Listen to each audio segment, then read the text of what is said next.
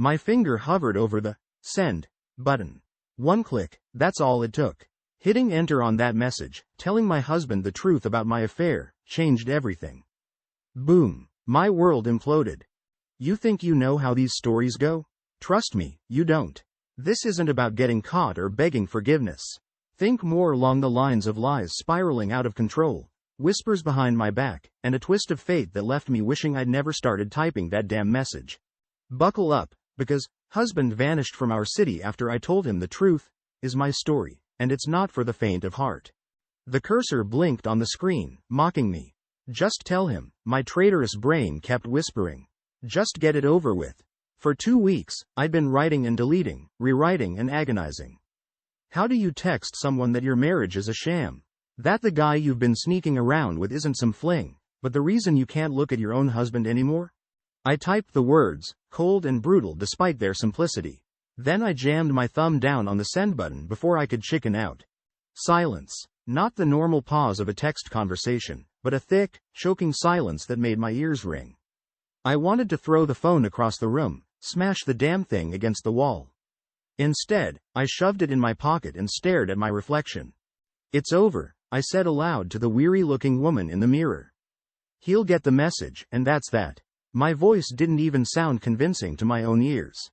The grocery store loomed ahead. I didn't want to go in, but the fridge was empty, a testament to weeks of takeout and ignored meal planning.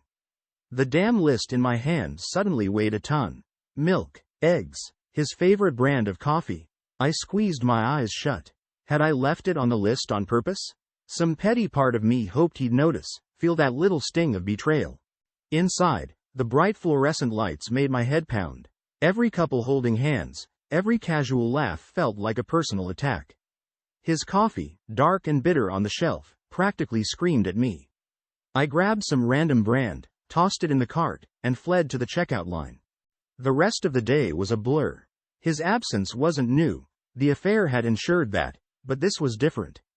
This emptiness was final. This was the space he'd leave, forever.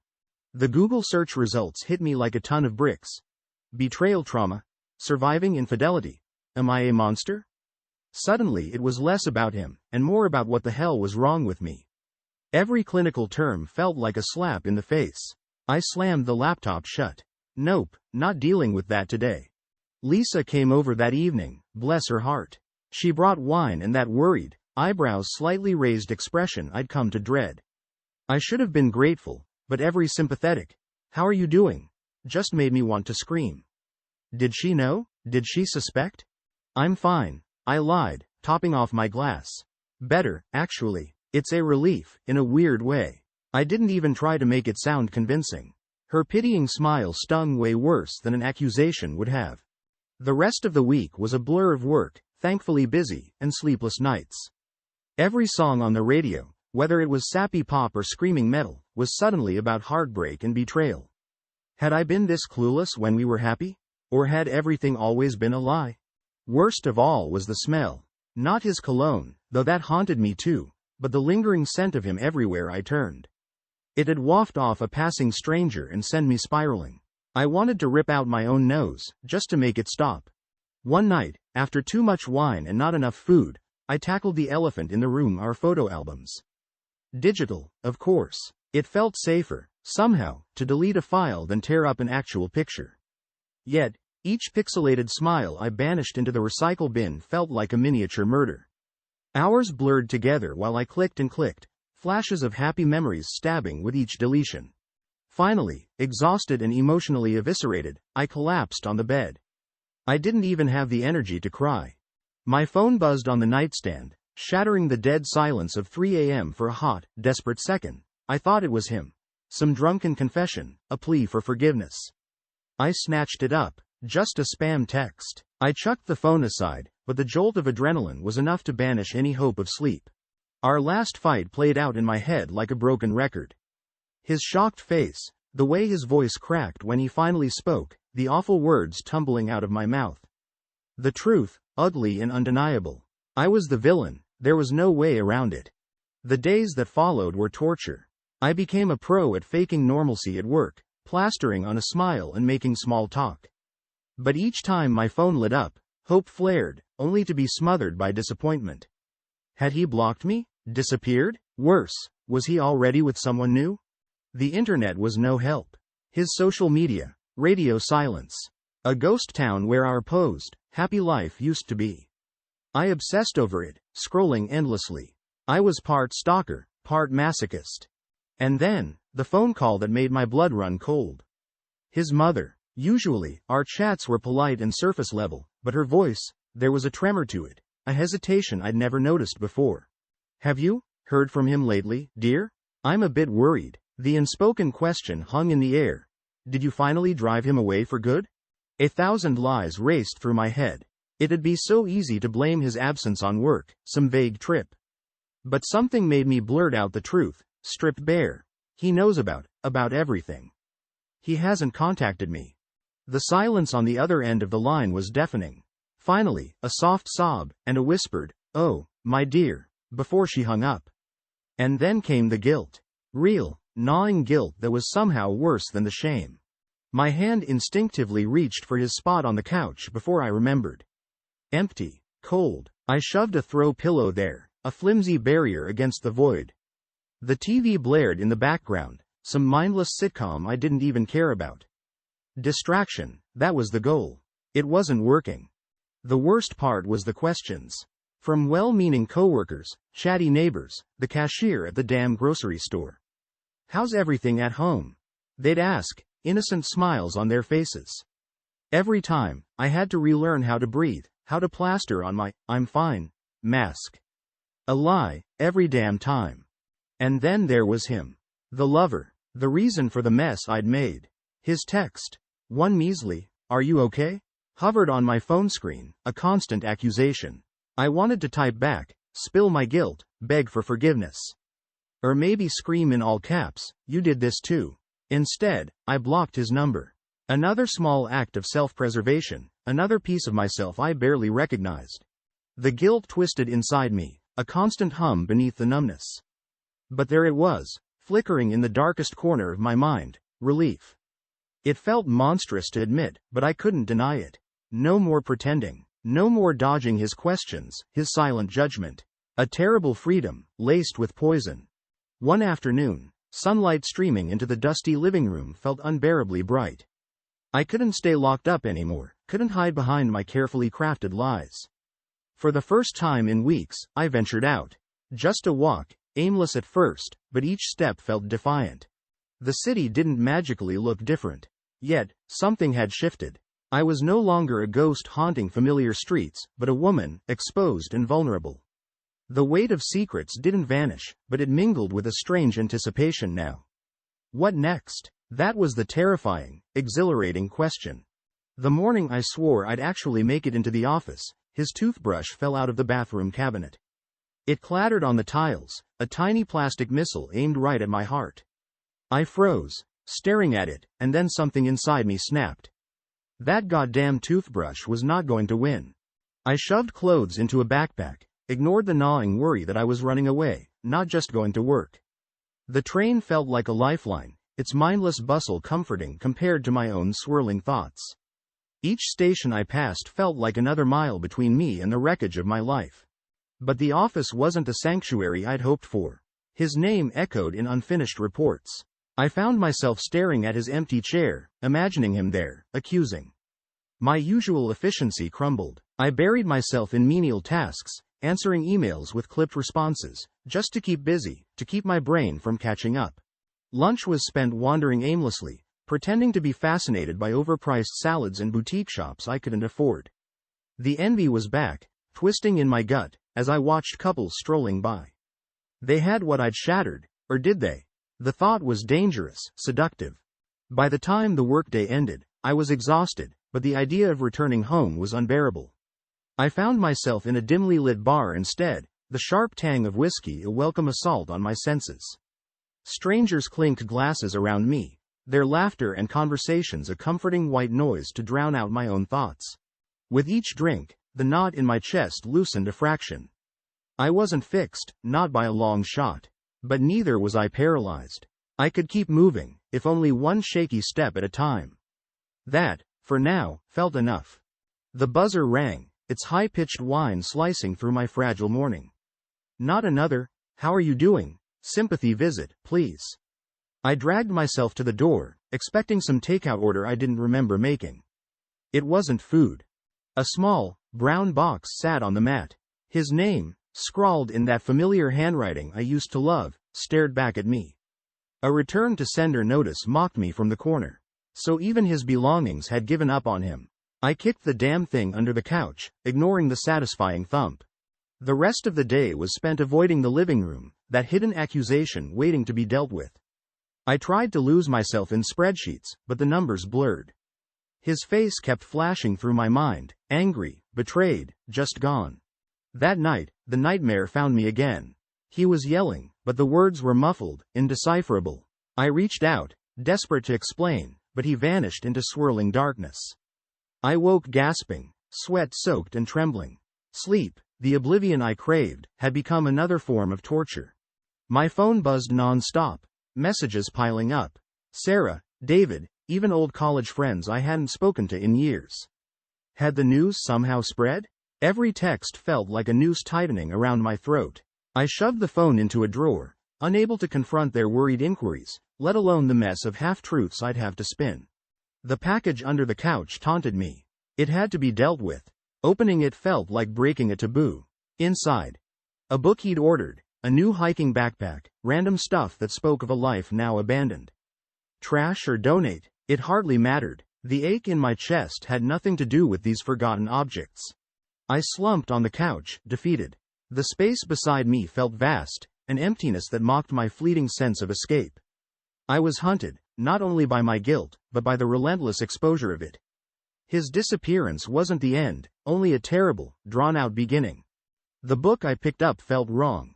It had been on the bedside table for weeks, one of his choices, and now the sight of it made my stomach clench. But something stubborn in me refused to give up. I forced myself to read a page, then another, willing myself back into some semblance of routine. It was just a book, not a booby trap. Days bled into one another, a blur of work, numb half-attempts at normalcy, and nights haunted by his absence. I'd wander the apartment barefoot in the evenings, the echoing silence amplifying every creak and groan into a potential threat. Was that his footstep? My overactive imagination was painting a fresh kind of hell. One morning, I walked past the corner coffee shop I used to frequent with him. A couple laughed at a table by the window, their ease a mockery of my shredded nerves. I caught the barista's eye, and swore I saw pity flicker across her face before she looked away. Had the whole city turned into one giant jury, judging my every move? The whispered rumors started subtly. Not direct accusations, but raised eyebrows, a sudden silence when I entered a room. People I barely knew offering unsolicited advice on getting through difficult times. I wanted to scream that this wasn't some generic heartbreak. I'd caused this disaster, and every sideways glance seemed to confirm it. Then came the voicemail. His mother again, her voice strained and brittle. I just saw him, in the supermarket. He looked. Well, I thought you should know. The floor tilted beneath my feet. He was here, in the city, like a lurking ghost. And now everyone would know I'd lied. I spent the rest of the day in a numb haze, imagining the confrontations. Him, eyes blazing, cornering me in a grocery aisle. His mother's tears of sorrow and relief that he was alive, if not well. Or worst of all, silence. Him refusing to acknowledge me, erasing me from his existence just as thoroughly as I'd erased his from mine.